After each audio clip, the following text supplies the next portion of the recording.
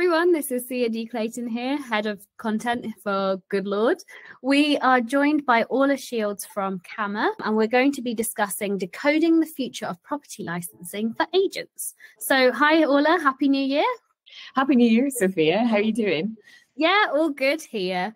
Do you want to tell us a bit more about yourself and what you do? Well, my name's Orla Shields. I'm the co-founder and CEO of CAMA. And essentially what CAMA is we're a geospatial technology company, I guess a prop tech company, for want of a better word. And what our technology does is it aggregates billions of different pieces of data about property licensing across all 400 councils, and is able to tell you for every individual property what exact license is needed for that property. It takes all the thinking and the searching and the not knowing and passively keeps you informed about what licensing requirements apply to your property or your property portfolio. And how does property licensing vary across the UK? Yeah, so it's actually a much more complex problem, I think, than most people know about. There's various different ways in which it varies throughout the UK. So, for example, if I go back to the origins of property licensing, it comes from a really good place. So the idea behind it was that it was brought in by the government to help raise standards of rental properties. And they devolved that responsibility down to local government. And this is where the complexity starts. So every local authority has the discretion to introduce what we call discretionary licensing schemes. So most people, when they hear property licensing, they'll think of mandatory HMO licenses. So they think property licensing HMOs. And that is a thing, but it's actually a lot more complex than that. So we have all in all 3 different types of property licensing schemes. The one that everybody knows about, your mandatory HMO license requirement. So that's where you've got a property that has 5 people living in it that make up more than 2 households. So basically where it's essentially not a family. If you have any kind of property, it could be a student house share, or it could be a building chopped up into different rooms. For example, once you have 5 people and 2 or more of them are unrelated, that's going to need a mandatory license. And that's standard throughout the country. It's actually in some ways the easiest one to comply with. What makes it complex is that at each council's discretion, they can introduce what we call discretionary licensing schemes. There's 2 of them. One is called an additional licensing scheme and the other is called a selective licensing scheme. And that really brings down the threshold for what qualifies as a property needing a license. Each individual council does that in their own weird and wacky way. So for additional licensing, they're essentially what we would call small HMOs. So that could be each council will have their own rule as to what qualifies as an additional licensed property. So it could be a property that has 2 people and making up more than 2 households or more, or it could be 3 people over 2 stories, various different rules for every different council. And then you have selective licensing. And selective licensing applies to single lets. So no matter how small the property, if it sits inside a selective licensing scheme, it's definitely going to need a license. So you could have a 1-bed bed sit with 1 person in it. It's going to need a license. So that's one way it's complex. The other way is that they don't apply this in a uniform way across the council. Of course they don't. That would be too easy. They generally apply it in a kind of patchwork format. So you can have, a 2-bed, 2-story property on one side of the street that needs a license, and actually a similar property on the other side of the street won't need a license. And figuring that out is not made easy by the councils because the information is very difficult to search on their websites. Sometimes it's not even up there at all. And you have to spend a lot of time on the phone, and you may not even get a definitive answer when you do that. And then finally, the other way that it's made quite complex is because it changes all the time. So the councils can introduce these licensing schemes whenever they want. They usually introduce a consultation that lasts for 2 or 3 months, and they usually ignore most of the objections that come in for them. And then a couple of months later, they'll introduce a new scheme. So the rate of change with licensing schemes at the moment is such that it's somewhere in the country once every 8 days, a new property licensing scheme pops up somewhere. So compliance today does not necessarily mean compliance tomorrow. And that's one of the other quite frustrating things, that having an automated check just takes all that thinking, all that risk, gives you peace of mind that you'll be informed rather than you have to keep abreast of all the changes that are happening across the country. Why do you think it's so common to constantly renew all these licenses for councils? Why do you think it is such a big thing for them to do? There's a couple of schools of thought around that. The cynical one is that councils are broke, and it's a really good way for them to make money because a license can cost anything from about £300 up to £1,500, and it works a little bit like car parking, a little bit of enforcement, everybody pays up. So that's the kind of more cynical view. The other one is that the reasons why it's complex is that it's meant to target areas where there is antisocial behaviour or where there is problems with the standard of rental property. So that's why they do apply it in a patchwork kind of way. So areas typically, HMOs quite often are in areas of antisocial behaviour where you, and they do attract kind of bad landlords where they shove lots of people into properties. And these licensing schemes are there to target those specific areas, to put more regulation in there to stop that happening and drive up the standards in those areas. That's a less cynical view. It's a bit of both, probably a bit of A and a bit of B, I think. Fair enough. And there's a couple of new licensing schemes that have popped up in some of the big cities, isn't there? Like there's some in Nottingham, Birmingham and Manchester recently. Yes, so we have had a wave of new schemes over the last few months. So discretionary licensing schemes in those areas that you mentioned in Manchester, Birmingham and Nottingham. So quite a lot of properties affected. Typically, as it's no surprise, those cities, they are in urban areas where the discretionary licensing schemes are targeted. So that's affecting quite a lot of properties, and some of the maps of how these schemes are being applied are quite complex. So it is something that hopefully Good Lord customers can now benefit from having the check when they bring on new tenants, but they should also be checking in on their portfolio, because properties that previously didn't need licenses probably are coming into scope for a license now. And do you know if the licensing schemes have actually worked in terms of tackling antisocial behaviour?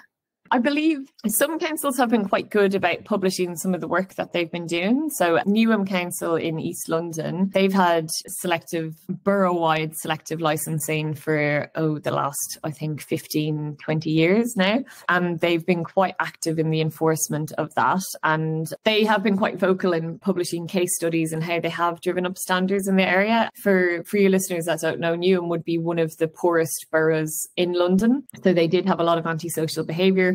Hence, they were actually allowed to introduce a borough-wide selective licensing scheme. Generally, you need approval from central government to introduce a borough-wide selective licensing scheme. And that's another reason why they make them patchwork. If they can keep the scheme to below 20% of the coverage, they don't have to get approval from central government. But Newham felt they had so many problems that only a borough-wide solution would suffice. They have been known to publish videos of where they have done raids on kind of HMOs where they knew they were unlicensed and people were living in really quite dire conditions. So I think in these circumstances, the council has been quite active in enforcement. It has been quite effective, certainly. I guess it depending on the area, generally where you see new councils introducing new schemes, they will also be quite active on enforcement after a period. So they'll generally give landlords a period to comply with the legislation, but usually they also are quite well financed once most people who have gotten the licenses have complied. They focus on enforcement in those areas, but that does kind of work in quite a patchworky way as well across the country. And on the back of what you were talking about in terms of Newham, how does property licensing differ in London compared to the rest of England? Well, I guess every scheme, if it's discretionary, is a bit different to the next one. So that's even within London. So all property licensing, it has exploded. So about 90%, I think it's 87% of boroughs have some form of discretionary licensing. So London is very much covered in a patchwork of different licensing schemes. Certainly, if I was a landlord in London, I would be checking what my requirements are. If you don't have a license, there's a strong chance that you may need a license now, because a lot of that has only increased in the last couple of years, the kind of mass increase to 90% coverage. And then, as I said, throughout the rest of the country, we're seeing in urban areas other councils following suit. It's no coincidence that Manchester, Nottingham and Birmingham have just introduced new schemes as well. So I think we're also seeing that fines, we're only able to record or collate information on fines in London, but fines are about to hit £10 million in London as well. So it's one of these things that has gathered momentum, I would say, over the last 5 years. From 5 years ago, there wasn't a lot of enforcement and there was a lot less schemes. We're kind of hitting a boiling point where now London is covered in 90% covered in discretionary schemes at the moment, and a lot of urban areas throughout the country really following suit. Wow. So what does happen when a property license is breached? If we've reached fines of about 10 million alone in London, what are the consequences for breaching a property license? So the consequences are that you can be fined up to £30,000 per offence. So quite often you'll see, particularly with these really bad, who I don't think they're not representative of the vast majority of landlords, but when you get these rogue landlords, you can see them being fined for hundreds of thousands. And that's because the council has the ability to fine up to 30,000 per offence. So it's not just that you don't have a licence. They will go in and inspect the property and find out everything else that does not comply with regulations within that. On top of that, if your tenants find out that they are living in an unlicensed property that should be licensed, they can also apply to the local council for a rent repayment order, which would entitle them to a repayment of the last 12 months of rent. So again, not an insignificant amount, and something that really would, potentially bankrupt some landlords, or definitely put a big dent in their P&L if they had to do that. Really, when you look at the consequences of paying for a license, that again, they can be expensive, up to £1,500. But when you think about the downside of that, a rent repayment order for 12 months plus £30,000 plus fines, it really is worth doing. The license does last for 5 years. So it's not that it's an annual payment that people have to do. And there's also talk of extending the rent repayment orders, that it would actually be a 24-month rent repayment order. So if you thought a 12 months was bad, definitely 24 months could be something that could push you into insolvency on a property as well. And tenants are becoming more aware. We do see some councils actually advertising to tenants. Some have been very crafty about trying to get, I guess, your average tenant to do their enforcement work for them. So it is something that I would pay a bit of attention to, certainly going forward. And the other thing to mention is that an agent has joint and several liability for ensuring that a property has a license. So if you're a managing agent, you can get fined, and the landlord can get fined if the property doesn't have a license. Also, it's quite a grey area, but if you take rent on the property, so you might not necessarily be a managing agent, but if you are doing rent only, and also sometimes with tenant fined, if you also take the first month's rent and the deposit, it has been shown in court that you will come into scope for being liable for the license as well. So you could also be at risk of being fined. So generally something that agents have to be as vigilant about as landlords. It sounds like everybody's having to get involved in this, aren't they? And it's quite scary, all the consequences. I guess picking up on what we were talking about in terms of letting agents, what additional challenges do you think they face? How do you feel like a general letting agent would feel hearing all this information? Because to me, it sounds quite overwhelming. Yeah, certainly. I think a lot of our clients, one of the things they say to us is that it gives them peace of mind. So knowing that check has been done, and, they're on top of what's happening regarding the tenancy, it just takes a whole overhead of, it's not even just the cost of having to manage, do my properties need licenses? It's also the mental overhead of, it's just one less stress. Because I don't know about you, but I hate any kind of admin that requires me to go searching for stuff, because you think it'll take 2 minutes. And, we've done tests with councils. Quite often we've been back and forth on the phone, and, a half a day plus has passed and we still don't have the right answer. So this is just instant answers within your Good Lord platform. There's a huge time and stress component that is just really taken away. And, as we just talked about, consequences are not insignificant. So really just having a check up front in your tenancy process is now being very generously offered with Good Lord. It's a massive compliance overhead and stress burden that's just removed, because the councils do a really terrible job at making this information available. And even if you do know there's a licensing scheme in an area, figuring out if your exact property fits within that licensing scheme is also really, it should be easy, but it's not. We've made it easy. We've built a whole company around it because it's such a horrible, complex job. So yeah, it's one of the conundrums about local authorities, really. So on the back of what you were saying in terms of CAMA's integration with Good Lord, CAMA's integration went live at the beginning of November. How do you think it's going to help letting agents?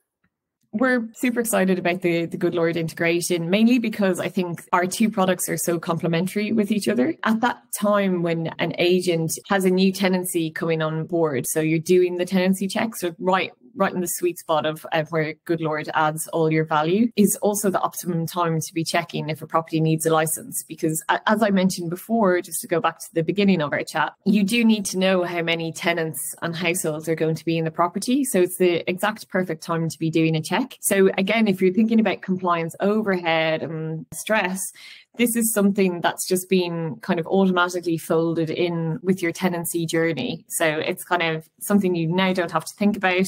It's just a tiny extra step while you're using Good Lord. And, you know, at that point, landlords really see the value in you as an agent in being on top of your compliance. So to be able to go back to landlord and say, you've got a new tenancy, we've just checked, and actually you're going to need a license, you know, save them from a £30,000 fine. Also, there's an opportunity for an agent to sell the license application. Which again, Good Lord and Cama are offering a service to provide that license application. An agent can mark up that service. So again, it's an opportunity to earn some money, but to also differentiate yourself and show value to your landlord as an agent who really knows their stuff and, you know, keeps their property safe. And as I said, the lovely thing and why we're so excited about this partnership with Good Lord is that it fits so nicely into that journey within the product that it's really not adding additional hassle, but just adding value to an agent who's using the platform already. And what's the sort of consequence for an agent who doesn't use something like Cama or Good Lord? Have you seen any letting agents see a huge amount of fines or like get really tripped up? Yeah, as I mentioned, fines are sitting at 9.8 million in London at the moment, and they have been going up and up. I'd say early Q1 next year, they're going to hit 10 million. And a lot of those fines are agents. You know, councils are only too happy to fine agents. I think they quite like to use them as an example. There can be PR around it. Quite often you'll see it in Property Industry Eye or Letting Agent Today, where another agent or a landlord has been fined for not having a license. So I think, again, if you're already using the service, I think it's a fantastic value add to the Good Lord platform that takes away something that really is like, it's just a nasty thing to have to do on top of already overburdened agents where compliance is concerned, you know. But it is one of those things that ignore it at your peril. It just takes one fine to financially ruin an organisation and the reputational damage as well. Whereas actually what it does, as we said before, it gives an opportunity to have another really nice touch point with a landlord to show that you're on top of your game, and hopefully opportunity to earn money on referring an application as well. It's now 2024. What do we see this year ahead? We've got the Renters Reform Bill. We've got loads of legislation coming our way. What are we expecting in terms of the property licensing world? I think all we've seen for the past 3 or 4 years is that licensing increases. We measure this regularly, but as I said, at the moment, it's once every 10 days, a new licensing scheme goes live somewhere in the country. And that number is pretty static. It kind of hovers between 8 or 11 days.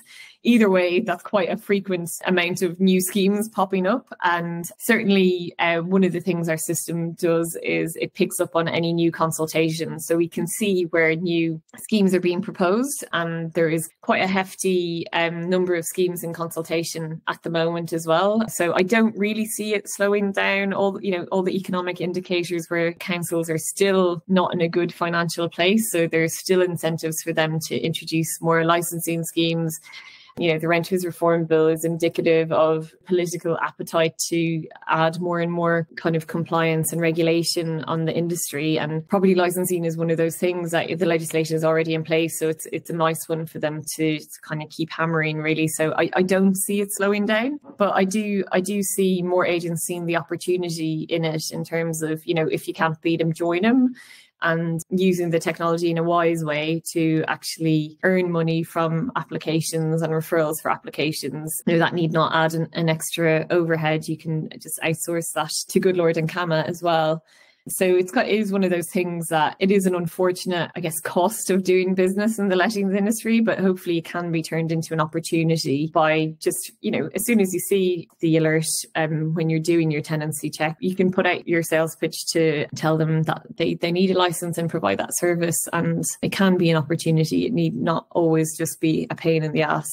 And hopefully this integration takes away a lot of the pain in the ass element of it as well. Fab. And I guess like the last question I'm going to ask you is, what would you say to agents in 2024 who would still be hesitant to use technology? Yeah, I understand when you've kind of got your system, you've got your spreadsheets and you've got your way of doing things, and it feels like a big upheaval to kind of take on technology. What I would say is that if you buy from a good software provider, they will provide you with as much training and guidance as you need. And I would embrace that. Certainly with Good Lord and Kama, we do. We kind of understand the needs of our customers, and we wouldn't be successful if we didn't help our customers use the technology. And once you do get over that initial hump, you do pretty quickly start to realize the efficiencies. I think using technology takes out a lot of risk. I'm actually originally an accountant, so spreadsheets actually scare me because I know how badly they can go wrong from using big complex calculations. One wrong number or one wrong formula, and suddenly you've lost £1 million or something like that. So definitely software takes away a lot of the risk. There's much more automation. I think the way the world is going as well, with all this talk of ChatGPT and artificial intelligence, is that if you don't embrace technology, your competitors will find cheaper ways to do the same job as you, the ones that do embrace technology. So I think it is worth getting on more of a front foot with that, because with so much things being automated and artificial intelligence now, I'm not like artificial intelligence. I think we're a long way off them replacing people doing actual jobs, but it will speed up a lot of more menial tasks and mean that there's huge cost savings involved around certain things. And that really goes for technology across the board. So personally, I think in 2024, if you're not using some sort of software, you are disadvantaging yourself, because there's also a lot of ways that technology can help you sell your service in a better way as well to earn money, and competitors will be doing that as well. So if you're not doing it, someone else will be doing it, and there's a chance they might come and take your lunch as well. So it's definitely something that's worth embracing. And certainly if you pick the right kind of technology firms, they'll make sure that it is an easy process to get on top of, and you'll actually start almost enjoying it, believe it or not. Great. Thank you so much, Orla. That was so useful and that was so interesting to hear. Thank you for being on the podcast. Thanks, Sophia. It's been a real pleasure, and look forward to seeing all the happy agents on the Good Lord platform using Kama's checks.